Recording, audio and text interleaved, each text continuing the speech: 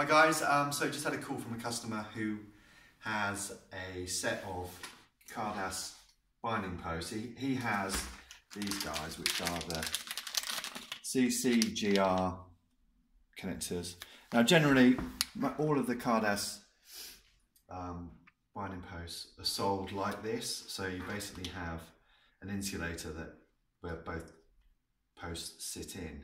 So, but for those guys who want to have them separate, we now sell the SBPI in red and black. So effectively you would buy them like this.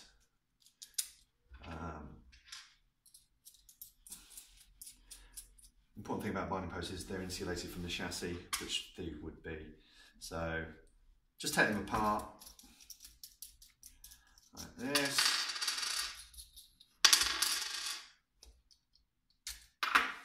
This you don't need anymore, so there you go.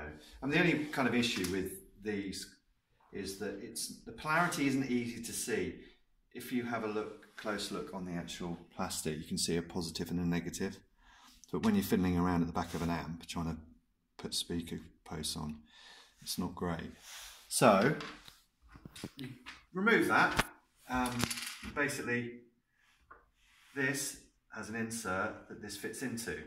So sometimes it can be a bit tight, but as you can see, it pushes on quite nicely like that. Then that goes on there. So it goes on. So imagine you've got the chassis, put it on the chassis like this, put the insulator on there.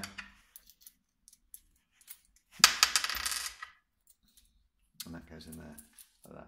So there's red one will sit there, and then the black one, same again, insert there, slip it over like that, and the chassis, pop it in the chassis on the inside. This goes on, and then that goes on like that.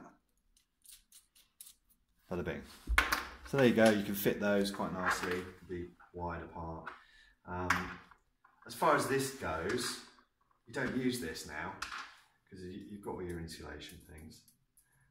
And there you go.